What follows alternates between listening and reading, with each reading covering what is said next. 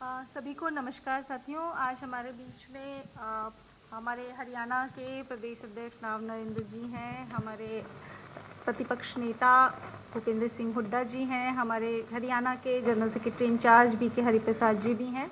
इन सभी की उपस्थिति में हमने मीडिया डिपार्टमेंट का ये राष्ट्रीय टैलेंट हंट आज लॉन्च किया है। इसके बारे में बस थोड़ा सा आपको जानकारी दूं कि ये जो कार्यक्रम है वो ऑल इंडिया मीडिया डिपार्टमेंट के द्वारा लॉन्च किया गया है और ये पूरे सारे प्रदेशों में इसको शुरू किया गया है। और इसका जो मुख्य उद्देश्य है वो ये है कि मीडिया डिपार्टमेंट के लिए हम जो योग्य उम्मीदवार हैं उनके लिए एक दरवाज़ा खुला करें और सबको मौका दें कि वो आकर के अपने टैलेंट के हिसाब से मीडिया डिपार्टमेंट में अपनी जगह बना सके। तो हरियाणा में आज हमने इसको लॉन्च किया है। इसमें एक हमने ये QR कोड दिया है, इसके साथ में एक गूगल लिंक भी हम सोशल मीडिया पे शेयर कर रहे हैं। इस QR कोड के द्वारा एक गूगल फॉर्म खुलेगा जिसमें कोई भी व्यक्ति जो कांग्रेस के मीडिया डिपार्टमेंट के साथ जुड़ना चाहता है वो फॉर्म भर सकता है। स्क्रूटनी के आधार पे शुरू में 4 जोन में बांटा गया हरियाणा को। 4 जोनल पे हेडक्वार्टर्स पे जो है इंटरव्यूज होंगे, वहाँ से जो शॉर्टलिस्ट होंगे उनके स्टेट हेडक्वार्टर पे इंटरव्यूज होंगे और जो शॉर्टलिस्टेड लोग होंगे उनको उनकी योग्यता के अनुसार उनकी क्षमता के अनुसार मीडिया डिपार्टमेंट में कार्य करने का मौका मिलेगा। तो अब थैंक यू।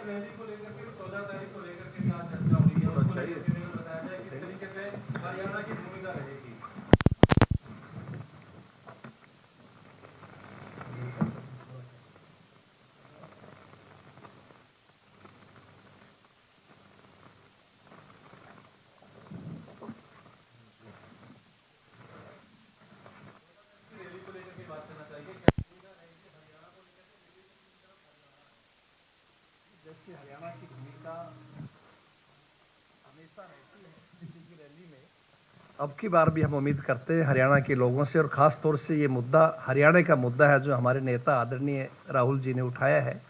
तो हरियाणा के लोगों में बड़ी जागरूकता है, इस बात का बड़ा उनमें इस बात खुशी है कि हमारे नेता ने हमारी तकलीफ़ को उठाया। इसके सिलसिले में हमने अब तक 11 जिले हरियाणा में व्यक्तिगत रूप से वोट चोर गद्दी छोड़ कार्यक्रम हमने किए हैं। हजारों की संख्या में लोग प्रोग्राम्स में आ रहे हैं।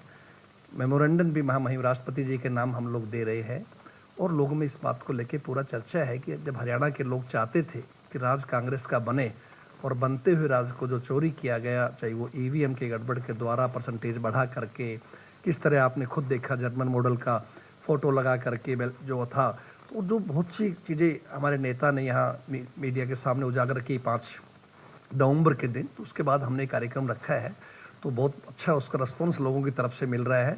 और उसी सिलसिले में जो रामलीला मैदान में 14 दिसंबर रविवार की जो रैली रखी है, हरियाणा के लोग उसमें सबसे ज़्यादा संख्या के अंदर भाग लेंगे, उस रैली को सफल बनाएंगे और मैं उम्मीद करता हूं कि लाखों लोग उस दिन उस रैली के अंदर होंगे।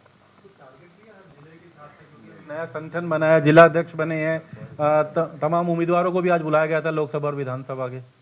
देखिए, पूरी 90 की 90 विधानसभा से और 10 लोकसभा से अच्छी खासी संख्या के अंदर आज हम उसका डिक्लेयर नहीं कर सकते, लेकिन आप खुद देखेंगे जैसे हरियाणा की हमेशा भागीदारी रही है उससे 21 रहेगी, क्योंकि हमारी अपनी तकलीफ है, हमारा खुद दुख है, दर्द है, जिसको हमारे नेता ने उठाया है सबके सामने।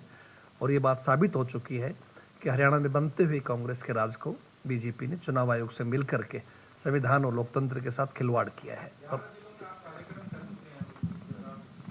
वोट चोरी को लेकर के प्रोटेस्ट हो चुका है, लेकिन अब क्या इस रैली से पहले भी तमाम जगहों पे निमंत्रण देने जाओगे? पार्टी की तरफ से कोई ऐसी जिम्मेदारी होगी जिला अध्यक्षों की या विधायकों की या जो भी उम्मीदवार रहे इस रैली से पहले तमाम लोगों के बीच? देखिए, 5 तारीख तक तो जो कार्यक्रम चल रहा है चलेंगे जिलों पे, उसके बाद ये डेफर किए जाएंगे 14 के बाद। अब 14 की रैली के लिए ही कार्यकर्ताओं की मीटिंग की जाएगी जिलावार, जहाँ पे भी करनी होगी जाके कहेंगे, और जिला के कार्यकर्ता और नेता सब मिलकर रैली को कामयाब करेंगे। हुड्डा जी, ये जो पूरा कार्यक्रम हो रहा है और वोट हेराफेरी को लेकर जो राहुल गांधी जी ने खुलासे किए थे, उसके बाद ये रैली जो रामलीला मैदान में है, तो इसमें हरियाणा की ओर से ज़्यादा संख्या में लोग आए और एक कार्यकर्ताओं को मैसेज जाए, इसलिए आज की बैठक का मुख्य उद्देश्य रहा है, ये बताया गया। तो इसमें हरियाणा से आप क्या उम्मीद कर रहे हैं कि हरियाणा कितनी बड़ी तादाद में इस रैली में पार्टिसिपेट करेगा?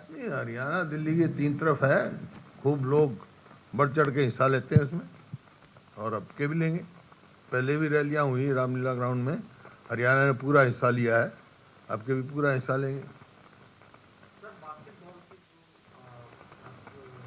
मृत्यु हुई उस पर खिलाड़ी की उस पर आपकी क्या प्रतिक्रिया है, और जो अब तक सरकार की ओर से कदम उठाए गए थे उससे आप लोग संतुष्ट हैं या भी और कुछ मांगे हैं आपकी ताकि न्याय सरकार मिले? की तरफ से तो अभी कोई कदम नहीं उठाए गए। उसी समय मैंने कहा था कि ये इंफ्रास्ट्रक्चर जो स्पोर्ट्स का है, मतलब बास्केटबॉल के जर लगे हुए, पोल गिरना खिलाड़ी पर, ऐसे खिलाड़ियों पर जो कि नेशनल टीम में सिलेक्ट होने वाले थे। एक तो ऐसा था, एक जूनियर का 15 साल का था, एक 16-17 साल का था, बहुत अच्छा उनका वो था, लेकिन इस सरकार का कोई ध्यान नहीं। मैंने उसी टाइम कहा था कि भाई ये एक स्टेडियम की बात नहीं है, पूरे प्रदेश में जो स्पोर्ट्स का स्ट्रक्चर तैयार हुआ था, जो हरियाणा की जनसंख्या कुल 2% है, लेकिन जब देश के लिए मेडल की बात आती है तो अगर 38 मेडल मिलते हैं कॉमनवेल्थ में, तो 24 मेडल अकेले हरियाणा से, 6 अगर ओलंपिक में मिलते हैं तो 4 अकेले हरियाणा से। पंचम हरियाणा के खिलाड़ियों ने लाया, क्योंकि वो उस समय जो कांग्रेस पार्टी की सरकार थी, स्पोर्ट्स नीति लेके आए थे हम। उसमें 3 चीज़ थी, इंफ्रास्ट्रक्चर, और फिर उसको टैलेंट हंट करना, जैसे ये चल रहे हैं, स्कूल से ही बच्चे को ट्रेनिंग देना, कोच लगाना, और उसका फ्यूचर अश्योर करना अच्छे खिलाड़ी का। अब तीनों में नहीं है। मैंने ये कहा था इन तीनों दो परिवार के बच्चे जो इस लापरवाही से गए हैं, इसके लिए पूर्ण रूप से सरकार दोषी है, और उनके एक एक नौकरी दी जाए और पूरा आर्थिक उनका दिया जाए। हरियाणा सरकार ने अभी कुछ नहीं, ना के बराबर वो किया है। रुचि नहीं है हरियाणा सरकार की जनहित में। हरियाणा के 5 सांसद जाते हैं, संसद में है, क्या हरियाणा का जो H5 था 5 नवंबर वाला, उसकी कोई नई रूपरेखा, नई रिपोर्ट लेकर के सांसद संसद में मुद्दा उठाएंगे? इसका कौन सा फेक वोट का जो बात आप कर रहे हैं, क्या कह रहे हैं? पार्लियामेंट में भी उठाएंगे। निर्देश के हरियाणा में फेक वोट का मुद्दा सांसद पार्लियामेंट में उठाया है, इसको लेकर के हाँ उठाएंगे, सांसद क्यों नहीं उठाएंगे, जनहित के उठाएंगे पूरी बात।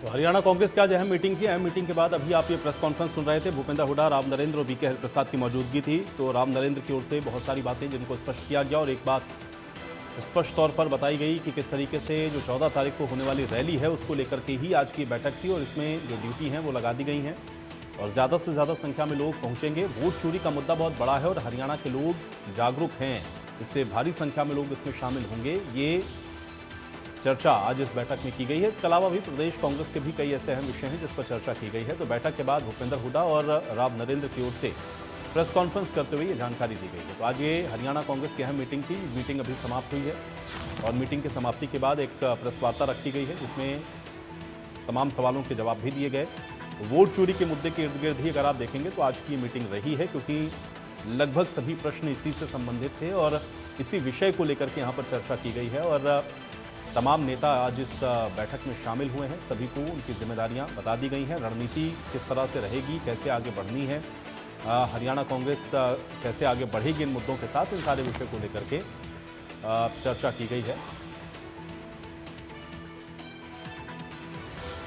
तो प्रदेश के अंदर हालांकि अभी जो हादसा हुआ स्पोर्ट्स से जुड़ा हुआ, खेल के संसाधनों से जुड़ा हुआ, उस पर भी ये कहा गया कि कांग्रेस अच्छी खेल नीति लेकर के आई थी, लेकिन उसका सही तरीके से इम्प्लीमेंट नहीं हुआ। कांग्रेस की वजह से प्रदेश के अंदर इतने सारे मेडल्स आए, लेकिन जो इंफ्रास्ट्रक्चर बनाया गया उसकी मेंटेनेंस नहीं की गई और नतीजा ये है कि हादसा हुआ है।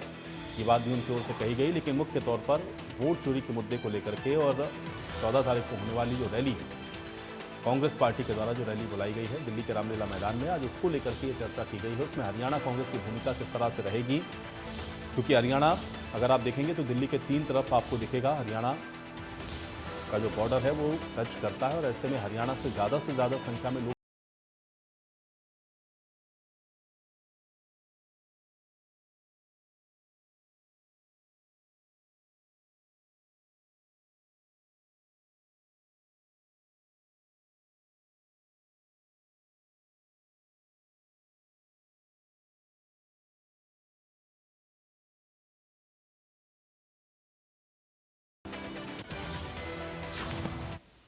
और चलिए इसी के साथ इस बुलेटिन